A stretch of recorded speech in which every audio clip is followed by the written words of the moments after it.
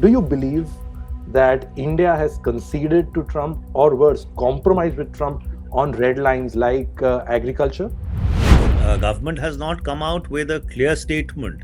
In fact, when Minister Jaishankar was asked in Washington D.C., I think yesterday or today morning, he kind of ducked it and he said, "Well, it's the Commerce Minister who's actually doing the deal. I'm not doing the deal," and that's a very quixotic response. We shouldn't have really fallen prey to the lure of cheaper Russian discounted oil. India's diplomacy, way the US, has been really a reactive diplomacy. It is President Trump who really has been setting, for the lack of a better word, an agenda, and that is true not only for India but for many parts of the world also. But you've argued in the book saying that RIC would effectively mean submitting to Chinese dominance. Why do you say so? Do you not think that RIC could be an effective counter to, say, an America? Russia, China, India triangle is really a non sequitur. The central argument of this book is that you are in a very messy transition. That is to say, that whatever existed in terms of ostensibly a rules based order has now collapsed, and there's nothing which has really emerged to replace it. And therefore, that's why the title of the book, A World Adrift.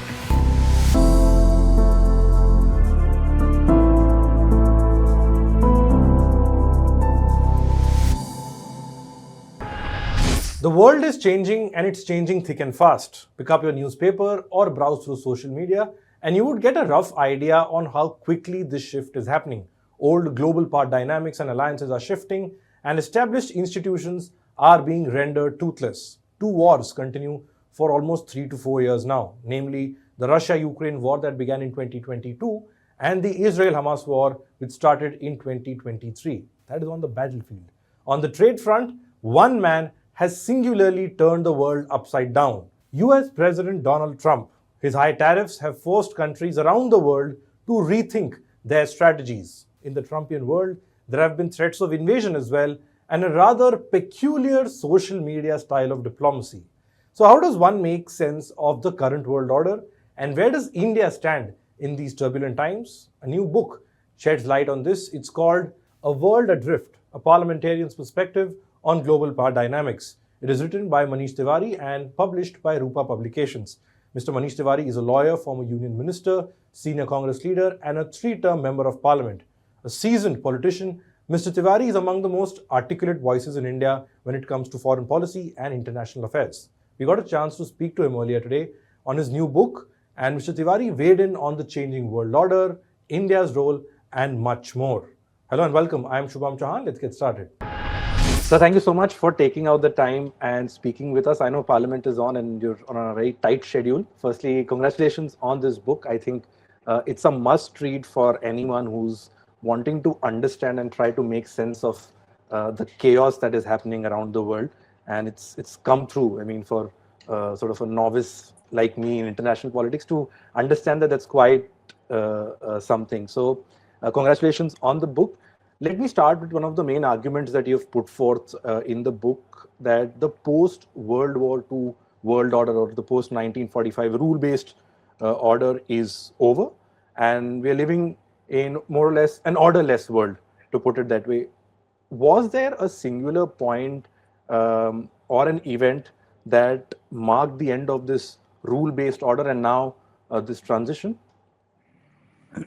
First of all, thank you very much for doing this. Really grateful and obliged. You see, essentially, if at all there was a rule based order which did emerge or attempted to emerge after two devastating world wars that between 1914 and 1945 had killed over 1 billion people across the world, injured many, many more, and caused massive destruction of property. That uh, quote unquote veneer of a rules based order has also collapsed.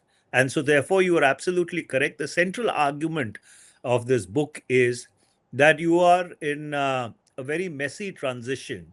That is to say, that whatever existed in terms of uh, ostensibly a rules based order uh, has now collapsed, and there's nothing which has really emerged to replace it. And therefore, that's why the title of the book, A World Adrift. Right. Let's start with the first chapter itself, where you've taken a look at China, the relentless rise of China, where you've in detail explained the past, also put in context the present of China and its relations with other countries. Now, in today's context, where you have an American president like Donald Trump, and on the other hand, you have President Xi Jinping of China. Where does this? How do you see this struggle between China and US in today's context? How would you place it in today's context? Well, that's also one of the central themes of the book. The story is not the rise of China. The story really is the relentless pace at which China has now been rising, going back to the early 80s. In fact, after Deng Xiaoping took over from Mao Zedong post his death, and then the liquidation of the Gang of Four, as it was called. And China, in fact, has been one of the miraculous stories of an unprecedented, relentless rise, which then has very portentous implications because till that point in time that Xi Jinping took over, China always used to position its rise in a very nuanced manner. But with the accession of Xi Jinping to the general secretaryship and then the presidentship of China, I think the gloves came off. And from 2012 till 2026, it's almost been 14 years. You are seeing this very aggressive and at times very belligerent behavior by China. And so, therefore, it obviously has implications vis-a-vis the US because because China is really trying to compete with the United States across a spectrum of fields, and that's not limited to technology alone.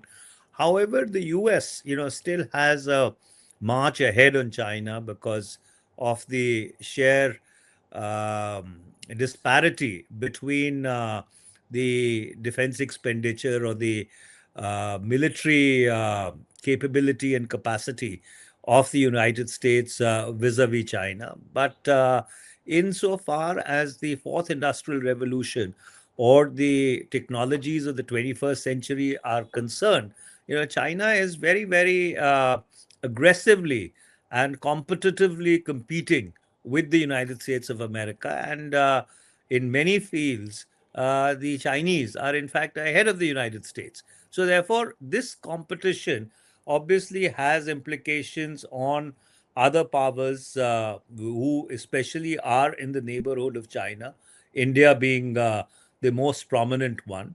And thus, whatever happens between US and China in terms of its strategic competition will have implications not only for that relationship, but also implications for China's relationships with a lot of its neighbors.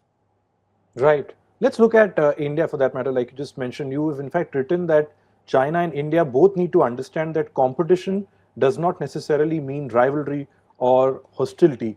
Especially if you put in context sort of what has happened post 2020, post the Galwan clashes.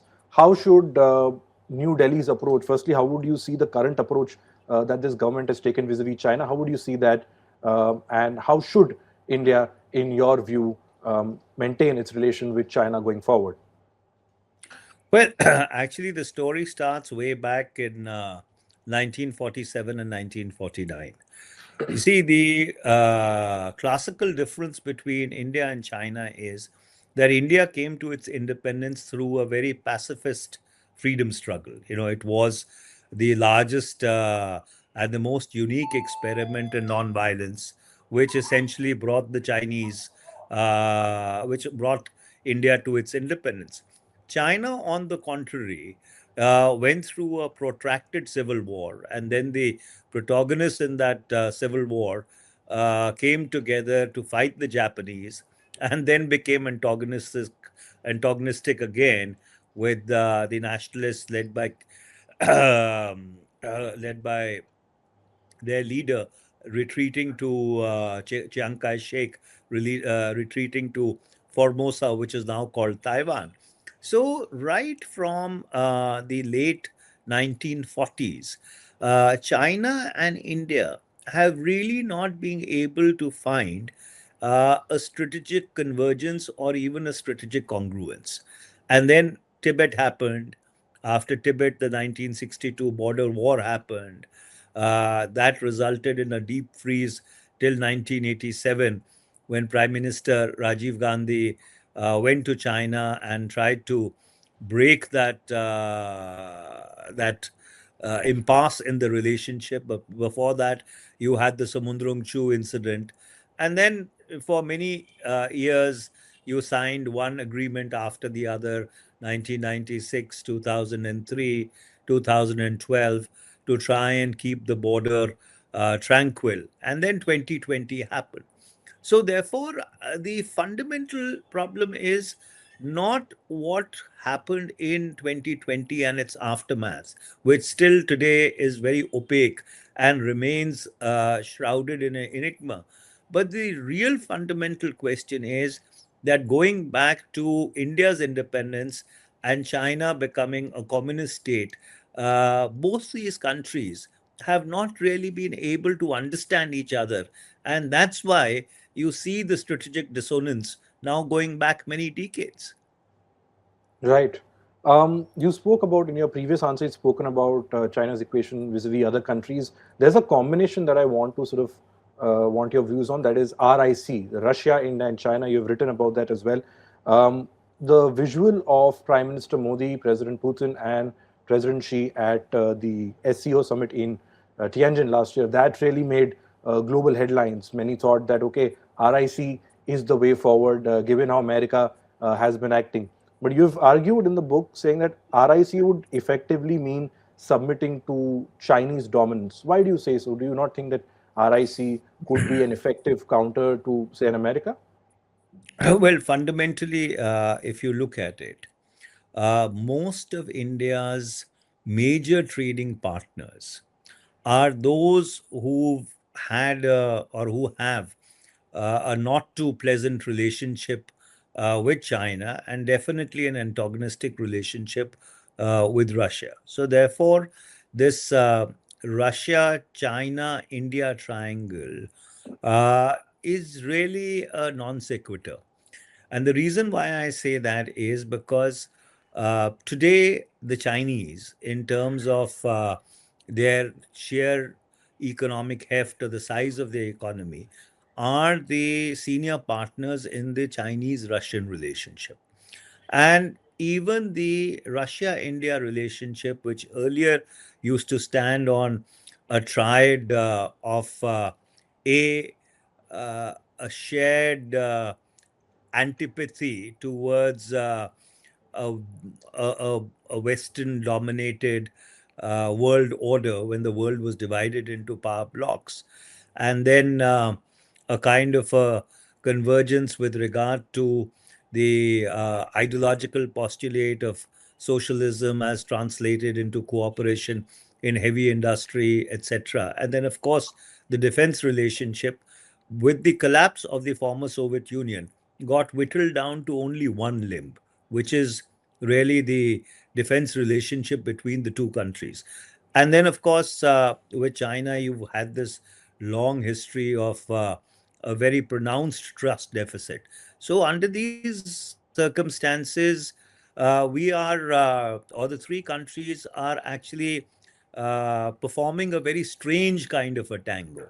And in the case of India, as I earlier mentioned, if you look at its strategic convergences, if you look at its economic relationships, they tend to lean towards the West, notwithstanding the kind of turbulence which the Trump presidency or the Trump administration has created in global affairs currently. But my sense is that this would also pass.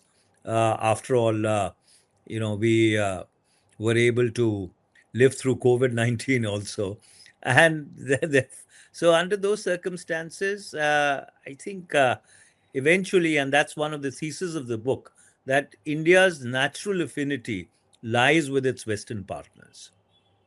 But then, in sir, today's time, how difficult is it for a country like India to balance these ties? So, Washington, Moscow, and Beijing, how would you rate India's efforts to sort of balance out equations and relations with these three countries, given the turbulence that the world is seeing at the moment? Well, we've been doing this very nimble balancing act now going back to the 90s.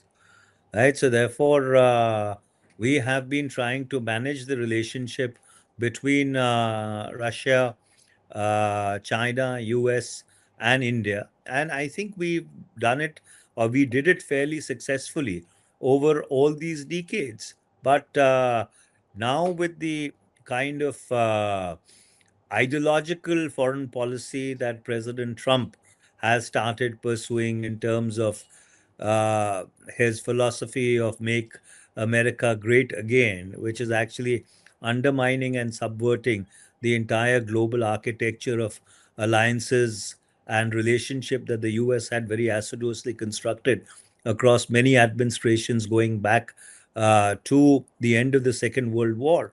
All that is under very severe strain and fraying. So it would require a very nimble balancing to be able to maintain our strategic autonomy and navigate these very turbulent and choppy waters. Right. Let's then come to the big headline for the last couple of days, the India-US trade deal. I think one thing I forgot to say in the introduction is that this book couldn't have come at a better time than when it has, because at one end you just had a few weeks back of the president of Venezuela just being picked up from his house by US and brought to America, and now you have uh, the whole noise over the trade deal. Just to give some context to our audience, we will also show you the tweets that President Trump and Prime Minister Modi had put out following their call a couple of days back. But first, I'll sort of read out what Mr. Tewari has said in his book. In India's context, you've written that the Trump administration's tariff policies threaten to unravel decades of patient statecraft because of a convergence of very short-term impulses. What are these short-term impulses exactly before I come to the big trade deal and what has been happening over the last 3 days? Short-term impulses is as President Trump's ideological foreign policy, which I mentioned earlier, this "Make America Great Again," which is not only having a deleterious impact on its most stable strategic relationship, which is the North Atlantic Treaty Organization, but is also has implications on the hub and spoke alliances that it has in Asia Pacific and across the world. So therefore, this shift in American foreign policy from a kind of exceptionalism to complete transactionalism is what is creating the turbulence. And to answer the remaining part of your question, you see, I had prefaced my earlier remarks by saying that if at all there was some semblance of a rules based order post 1945 which had emerged, it was also, in many senses of the word, a chimera, because both the United States of America and the former Union of Soviet Socialist Republics never hesitated to unilaterally use force to try and change the status quo when it suited them. The classical examples being the US intervention in Korea in the 50s, right? Then the US intervention in Vietnam. On the other side, the Soviets had sent their tanks into Hungary, Budapest in 1956. The Soviet intervention in Czechoslovakia in 1968, when the Prague Spring had taken place. And then, of course, the US has a long history of actually going in and physically picking up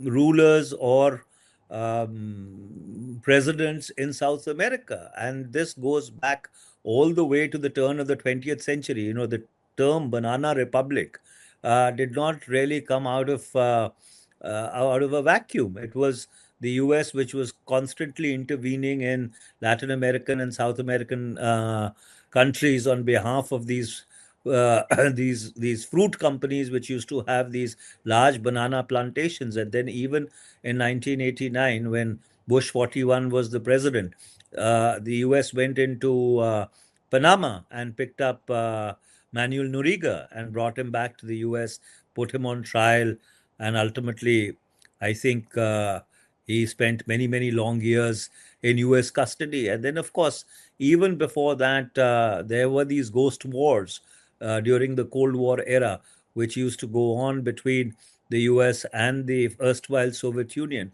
So, therefore, this unilateral use of force by either of the blocs is not something which was not happening even when there was this perceived fig leaf of a rules-based world order.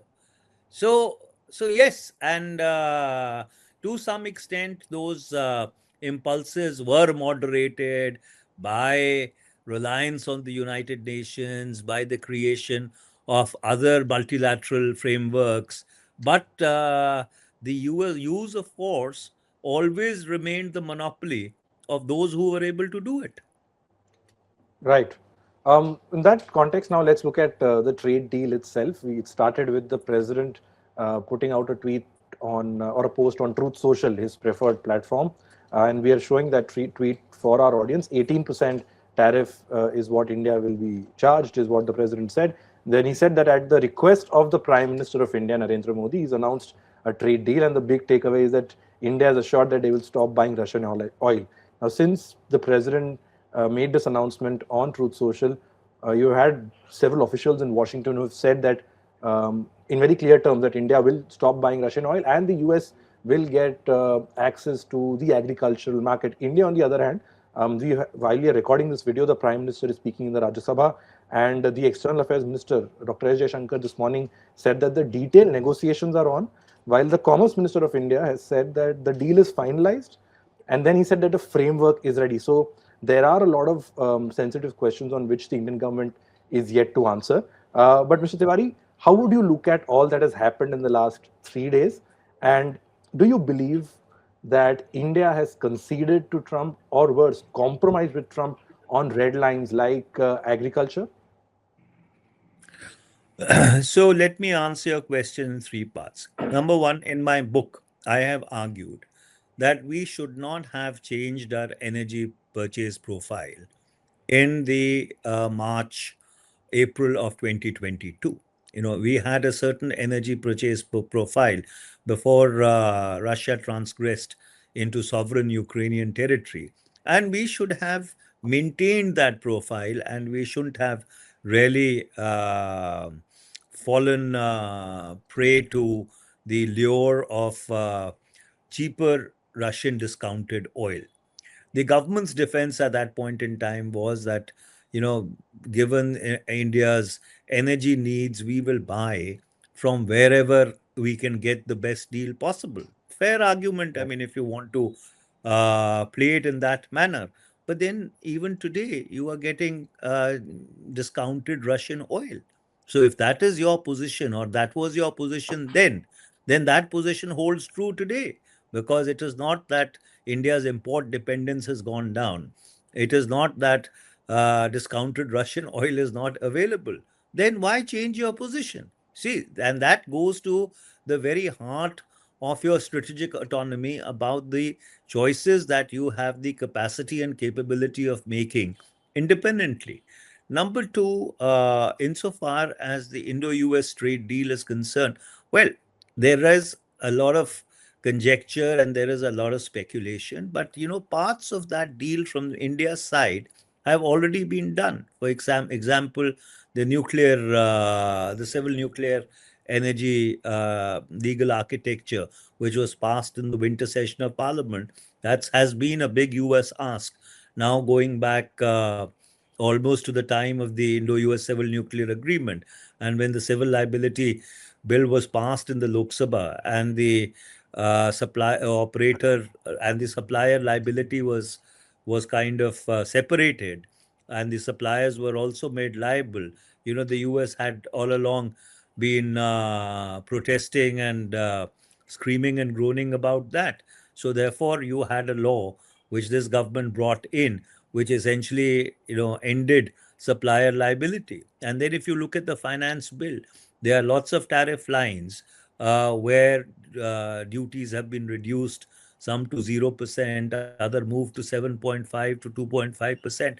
So a lot of stuff has been done unilaterally even before the purported formal Indo-US trade deal has seen the light of the day. And coupled with that is, of course, President Trump's uh,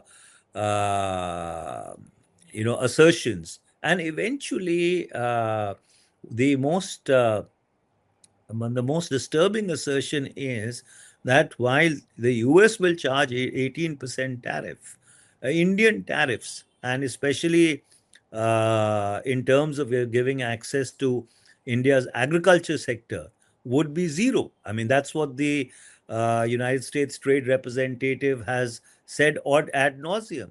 And unfortunately, there has been diffidence. Government has not come out with a clear statement. In fact, when Minister Jaishankar was asked in Washington, D.C., I think yesterday or today morning, he kind of ducked it and he said, well, it's the commerce minister who's actually doing the deal. I'm not doing the deal. And that's a very quixotic response, coming from the person who's the points person in terms of handling India's diplomacy, at least with the major powers. So, yes, there needs to be greater clarity on what exactly are the terms of this deal, what are the unilateral concessions we have made, and therefore, your guess is as good as mine on this. Right. Before I come to the next part, which is on India's neighborhood, where you've written again in very detail, I just have one quick question on India-US. This whole Modi-Trump bonhomie that has been playing out in recent years. In Trump's first presidency, you had Ab Ki Baar, Trump Sarkar, and all of that, what many called huglomacy, and this entire friendship that was on display and hyped by the media as well. Then you had in the last 12 months, particularly post Operation Sindoor, and Donald Trump making that announcement of a ceasefire before India could. And now with the trade deal, there seems to be some sort of reconciliation between the two. How would you see this style of diplomacy that India has been practicing, particularly with Prime Minister Modi's bonhomie with each leader, and this entire saga that has played out with vis-a-vis Trump and Prime Minister Modi? Do you see that again changing, or do you think India needs to be more realistic and pragmatic in its approach than just stick to personalities? So, President Trump took office in the January of 2025. We are in the February of 2026. India's diplomacy, qua the US, has been really a reactive diplomacy. It is President Trump who really has been setting, for the lack of a better word, an agenda. And that is true not only for India, but for many parts of the world also, in terms of the tariff hikes, in terms of trying to undercut decade-old strategic relationships. So therefore, everybody really has been scrambling to find its feet. But the one country which actually stood out in all this was Canada. Canada being the US's immediate neighbor, the speech which the Canadian Prime Minister delivered at the World Economic Forum will actually go down in the annals of diplomacy as someone who, at a very turbulent point in time, had the conviction of courage and the spine to stand straight. So therefore, I think we should have been a little more firm, We should have drawn our red lines more firmly, and we should have understood, even from President Trump's first term, that here is a person who ideologically belongs to neither of the four schools of American foreign policy thought. He is not a Wilsonian, he's not a Hamiltonian, he's not a Jacksonian, he's not a Jeffersonian, he's a Trumponian. And in Trump's world, it is about deals and transactions. So, under those circumstances, we should have been far, far more firm about where our negotiating stance ends. And that's why you see so much of consternation and so much of ambiguity today when it comes to clarity on the Indo-US trade deal. Right. On that note, let's move on to India's neighborhood now. The Modi government since 2014 has sort of boasted of a neighborhood first policy. You've had heads of state attending Prime Minister Modi's first oath in 2014, and the Modi government has time to time repeated that neighborhood first is something that the neighborhood, India's neighborhood, is quite important to them. And you've written that our foreign policy, unfortunately, hasn't been determined by such a policy of neighborhood first. Given that, especially in the last 3-4 years, the churn and the chaos that India's neighbors have witnessed, be it Bangladesh, be it Sri Lanka, how would you see that? What is the approach that India should take, and would one be wrong? That a section of experts really believe that gradually India has or could be isolated in its own neighborhood. Is India starting to lose friends in the neighborhood, in your opinion? So, the question which I ask in the book is that while India has ostensibly a neighborhood first policy, and this is not a policy which was unique to this government alone. Now, going back many decades in different forms and shapes, many dispensations and administrations have tried to prioritize the neighborhood. But the question remains that, we may have a neighborhood first policy, but which of our neighbors has an India first policy? And that's something which requires some very serious introspection, some very serious thought as to why India is not the priority for its neighbors, and why are the neighbors trying to hedge between China and India.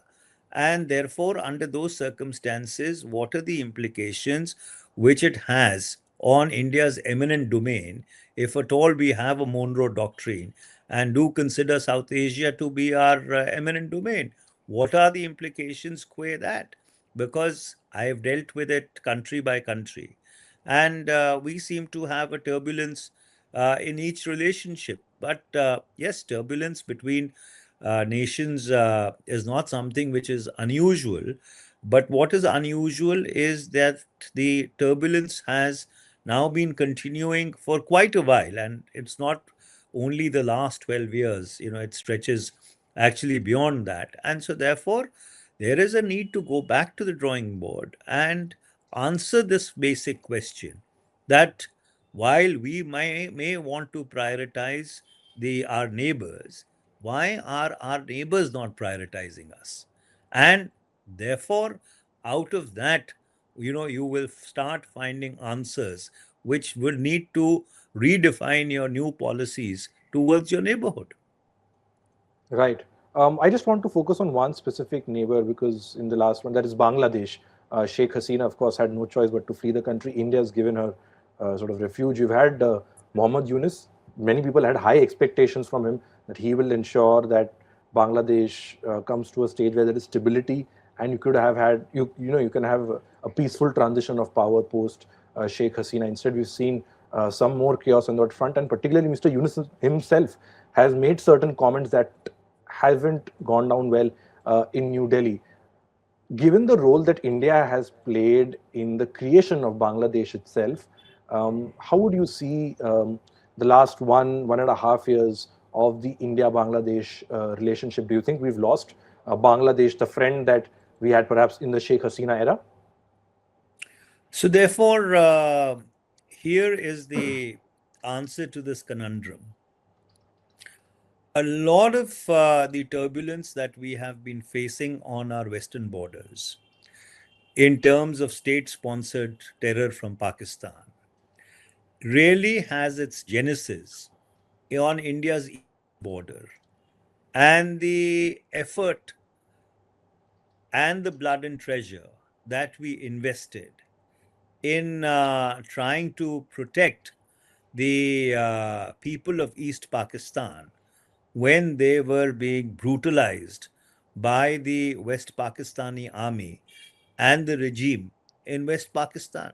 So, therefore, the creation of Bangladesh, which was a golden moment for India in the strategic sense of the word, in terms of the fact that in 1971, India, under the leadership of Prime Minister Indira Gandhi, redrew the political map of South Asia 25 years after partition in 1947, once again in 1971, and created a new nation called Bangladesh.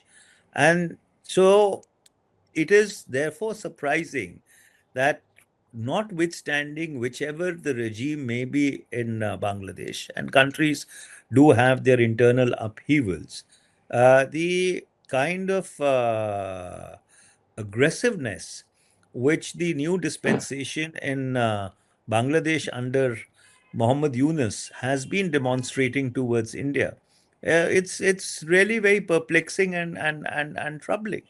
It's one thing that we have given asylum to Sheikh Hasina, and according to me, that was the right thing to do for India. Sheikh Hasina has been a friend of India's now going back many decades. But that or various other reasons should not really have impelled the dispensation which replaced Sheikh Hasina's government to try to take such an aggressive position towards India. And to answer your question, I don't think we've lost Bangladesh, but I think there is a need to seriously try and understand the impulses that are currently shaping the domestic polity of Bangladesh, which obviously has implications on its external policy and especially qua India, and try and make some sense of it based upon realism and recalibrate our policy towards Bangladesh. So, therefore, it would be a strange situation that you have a kind of a permanent estrangement on your western border, Quay, Pakistan. You've just come out of a very tense standoff on your northern border, Quay, China, and then you have this turbulence on your eastern border. I don't think it augurs well for India, because if this is going to remain the state of play, then we have two options. Either we have to substantially ramp up our defense and national security expenditure, or we would have to find a modus vivendi to mitigate these inflection points on our border. Right. Just two more questions before we wind up this interview. In the chapter that's titled No Fortress Without Foundation, you've written about the internal security challenges that India has faced in the past, and you've emphasized on why cohesion is really crucial to India's security. There was one paragraph that I thought I'll bring it up with you. You've made a mention of certain section of politicians who from time to time make highly problematic remarks. You call them chronic, incorrigible, and compulsive loose cannon. Question being, how dangerous is this trend of polarization that India is seeing in today's times?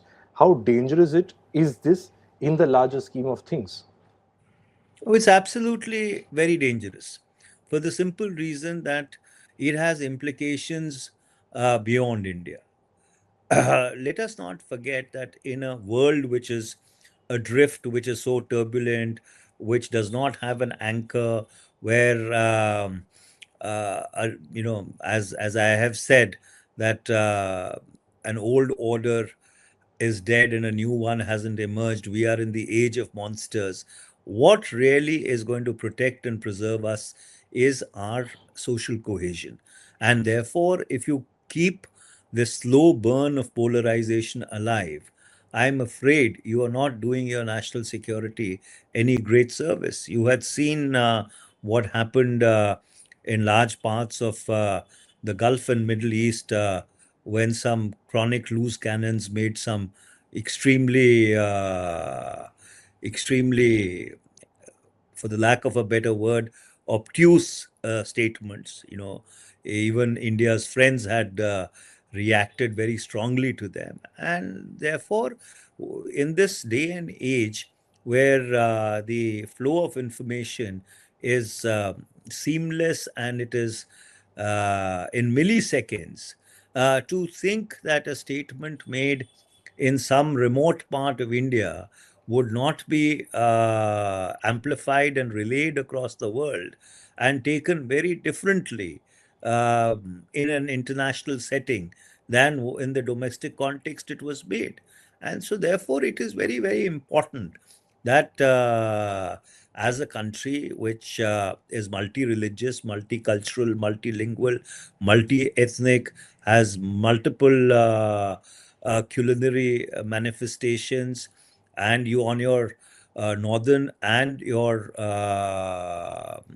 on your northwestern border and on your northeastern border, you have large concentrations of minorities.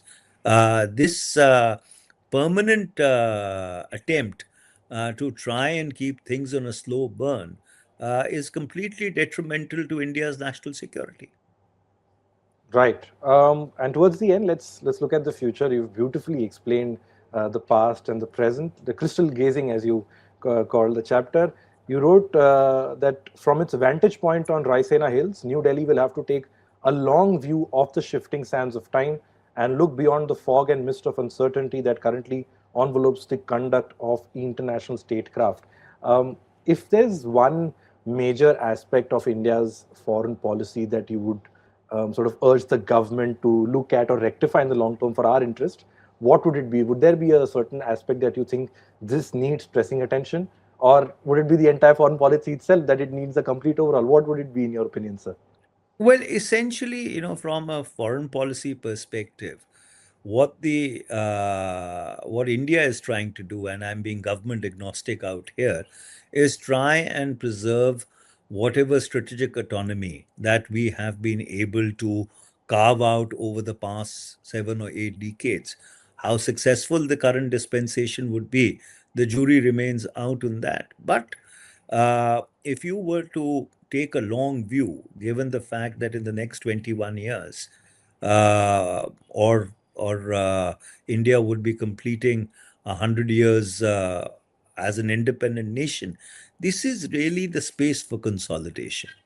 This is really the time for consolidation. India still has huge developmental challenges in terms of poverty, in terms of literacy, in terms of human development parameters. And we should be very wisely using our foreign policy capital in order to ensure that this consolidation back home, given the fact that we have the largest population in the world today, is not hindered in any manner. So, great power aspirations, lofty rhetoric is all fine. But ultimately, till the time you are not able to build a more just and equitable and a harmonious society back home, all your great power pretensions and great power projections, ultimately come to naught. So, the real challenge is how do you creatively use your foreign policy as an instrument of internal consolidation. And there is absolutely no shame in this. Every country, including China over the last 40 years, has gone through this process of internal consolidation. The retreat of the United States from global affairs is also an attempt to try and consolidate, but of course, they seem to be doing it absolutely in the wrong manner, given the fact that the US society stands more ripped today by all the immigration issues and other problems that the Trump administration has unleashed. But globally, you are seeing that countries have started looking inwards. And I think it is important that while you look outwards, your eye should remain on the ball, and you should never be uncognizant of the challenges that you have to surmount back home. Right. I should remain on the ball and perhaps not continue with the Vishwaguru chest thumping that is often done when it comes to foreign policy. Manish Tewari, so thank you so much for taking out the time and speaking with us. To our audience, this book, A World Adrift, is available in your nearest bookstore. It's available online. Please do get your hands on this because it has so much more depth in what it talks about than we could just encompass in a 40-minute conversation. So do get your hands on this book. Mr. Tiwari, thank you so much for taking out the time and joining Thank us. you very much. Thank you very Thank you. much for doing it. Really grateful. Thank you. Thank you.